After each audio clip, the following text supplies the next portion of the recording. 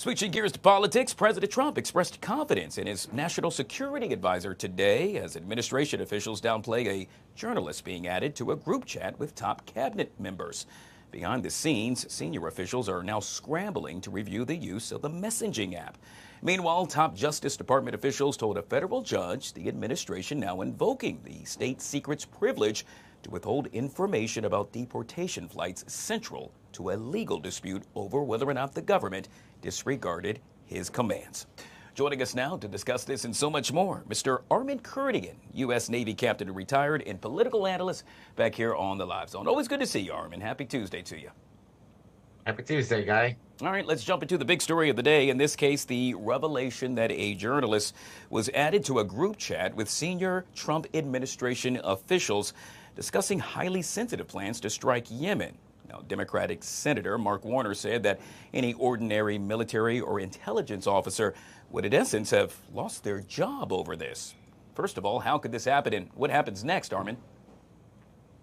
Certainly. Well, if you've ever sent a text to your wife saying, hey, I'm going to be half an hour late for dinner, I love you very much, and you get a message back from your handyman saying, I'm just not ready to take our relationship to the next level, so to speak.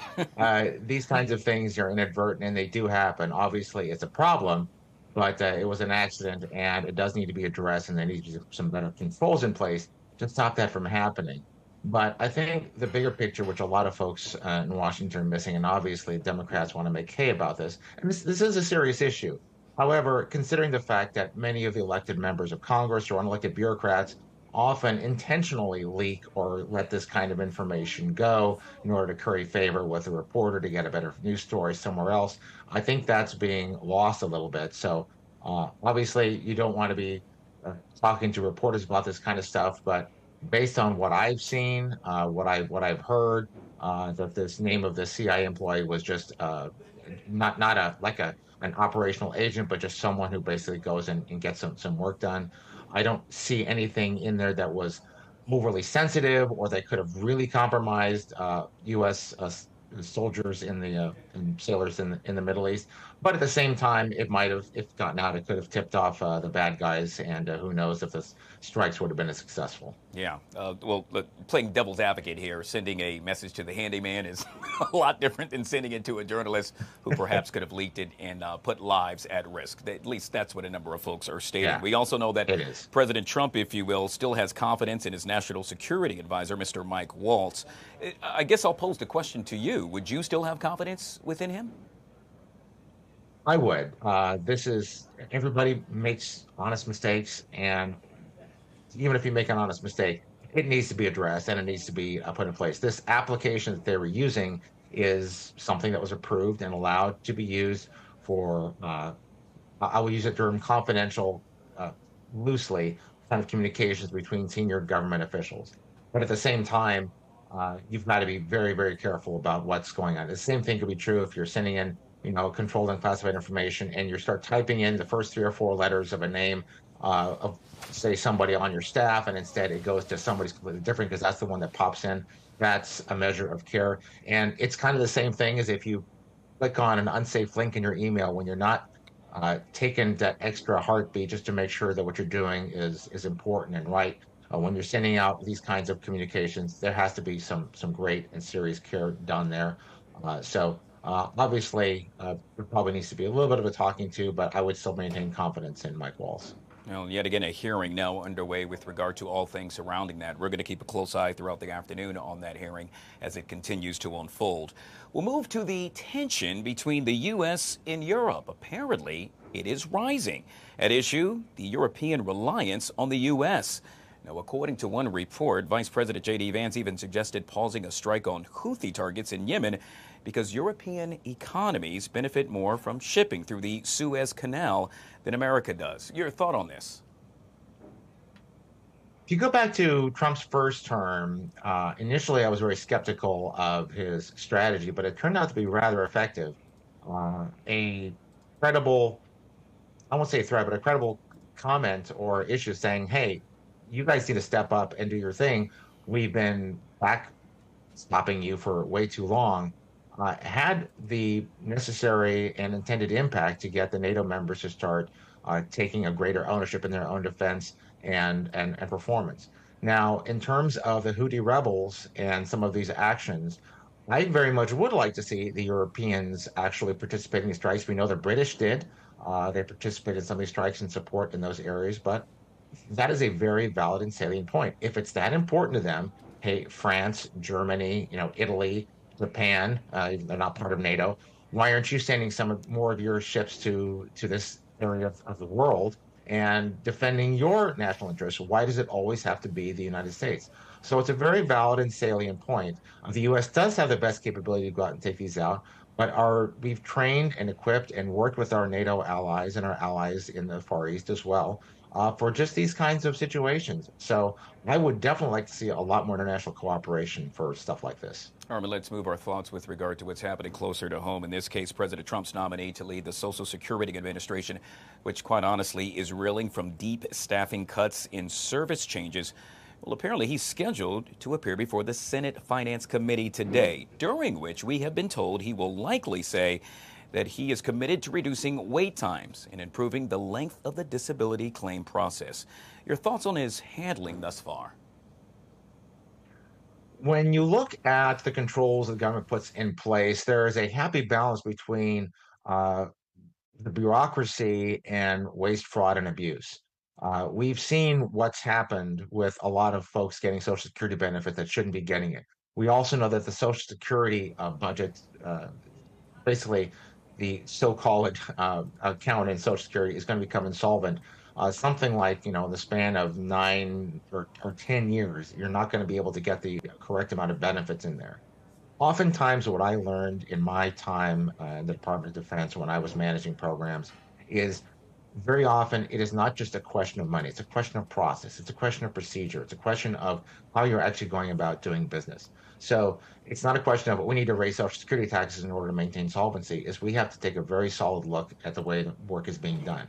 I'm hopeful that thoughtful approach will actually yield some benefits and yield some efficiencies and reduce some of these wait times for folks to get in their benefits. Perhaps there could be some kind of probationary period where folks could get a disability benefit, and if it turns out that it's not valid, it could go away. But that very small amount of money to give somebody, somebody who might really need it, but 6 or 9 months of extra benefits by holding off and going through 1,000 hoops instead of just 100 initially to do that quick look. Maybe that's something that we can look at. I should make mention that we are taking a live look right now as I speak of that testimony in that hearing, yet again currently underway. We're going to move now to further talks between the U.S. and Ukraine and Saudi Arabia. Well, quite honestly, they've now wrapped up. We know Russian officials say the meetings have been somewhat useful, but still, Armen, no deal set in stone as yet. No, my biggest concern with how we're managing things in Ukraine is a perception problem. If it really seems like the United States is trying to take advantage of the situation, sort of like, hey, let's divide things up between us and Russia, who can get this and who can get that, that could be very problematic going forward. However, at the same time, if you want to go back 10 years, 11 years to 2014 in U.S. foreign policy with regards to Russia and Ukraine, ever since those separatists and Russian incursion into the Crimea and taking over the Black Sea ports. We're at a point right now where the United States could have taken a lot more better and different actions over the span of now 4 administrations to basically bring this war to a conclusion or protect Ukraine as it were. We're at a point where I don't think any amount of weapons that are stuffed into Ukraine is going to push Russia out, but Russia is going to continue to experience 3-to-1, 4-to-1 casualties when it comes to trying to take more territory in Ukraine. Russia is not in as strong of a position as they are making themselves out to be. I hope President Trump recognizes that and doesn't give Russia everything that they want. At the same time, Ukraine is probably not going to be, well, it's definitely not going to be in control of all of its territory by the end this is done. The alternative to that is several 100,000 more deaths, hundreds of billions of dollars more done, perhaps maybe hundreds of billions of dollars more damage done to both Russian and Ukraine economic structure. And it's just to say, how much more of this do you want to go through if the U.S. isn't showing the willpower to go out and win this war, and Russia doesn't have the economic or military might to actually see it through to the conclusion that they originally wanted? Yeah, Armen, it's going to be very interesting to see how all of this unfolds within the next several days. Yet again, we've been joined with Mr. Armen Kurdian, political strategist, right here on the LiveZone. Always good to see you, sir. Have a great day, Guy. All right, we're going to continue to focus on the fiasco that's unfolding right here in the nation's capital after word the editor of The Atlantic was added to a text chain in which top secret plans to bomb Yemen were being discussed by top Trump administration officials. The president has denied knowing about the slip up, and the Secretary of Defense says no secret plans were exchanged.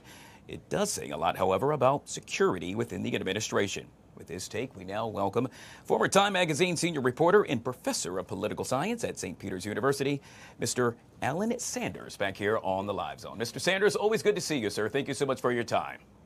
My pleasure, always. All right, so yet again, the big story of the day. I got to tell you, this has got a lot of folks talking. I'll have to ask, what do you make of the security violation thus far? Well, it's a serious security violation, and really now for all to see, we can see how dumb the national security team was in this particular incident. What it also raises, it raises the big question of, were they as dumb in prior conversations? Is this the only conversation that was done on an unsecured line? And will they continue to be dumb and talk about, national security matters in future unsecured lines? This is just not the way government officials should be behaving. And now our foes, as well as our allies, if we have any left, now know that they can spy on the United States pretty freely if this kind of behavior continues. Yeah. So yet again, this leads me to my next question. How in the heck does something like this happen? Well, that's a very good question, and that's why we need all kinds of hearings and investigations by both the Senate, the House, but also by the media. Did this happen already before? What are the procedures now going to be going into the future? And are any of these folks going to be held accountable? It's not just a matter of who set up this discussion and allowed a journalist to be part of the discussion. It really should be accountability for all of them, because all of them knew that they were talking about national security matters on an unsecured line. And so it's not just who started this or who originated the chat. The question really is, why were all of these officials actually on the line knowing that they were talking about national security on an unsecured platform? Yeah, Ellen, I think we can all revert back to the time where we played that game telephone. You pick up the cup with the wire on it, you say something, and by the time it gets to the end of that line, well, it's definitely changed. The mere fact that Right. was happening on an international level, yet again, is very concerning. The Secretary of Defense says no war plans, in essence, were passed along. Should we believe that? Well, it's very easy to find out. We have the journalists who took notes of the conversation, and of course, the government can release what that conversation was all about in a secure hearing for the Congress. So it's very easy to find out whether he was lying or not. The journalist says he was, that the Secretary of Defense was lying. Very easy to find out if the Congress actually wants to. So President Trump says, you know what? I had no idea that this actually took place. With that said, should we be concerned that the president was not briefed or made aware of this? I should think so. Either the president didn't know, and why didn't he know? Or he did know, and he also is lying to the press and to the public. Either way, we need to find out. And just saying he didn't know is not a way to wave off the issue. It's actually causes one to wonder, we need to know more. Did the president know, and why didn't he know, or did he know, and why is he denying it? So we'll end with this, Alan, and that is plain and simple. How do we prevent this from happening yet again? Close supervision by the Congress about the activities of all of these folks, and also accountability. Some of these folks should be fired, and all of them should get some sort of sanction. If that happens, then perhaps they'll be more careful going forward. If nothing happens, then there's nothing that says that they won't do it again without consequences. All right. Yet again, we have been speaking with former Time Magazine senior reporter and professor of political science at St. Peter's University, Mr. Alain Sanders, yet again joining us right here on the Live Zone. Truly appreciate your time, sir. My pleasure.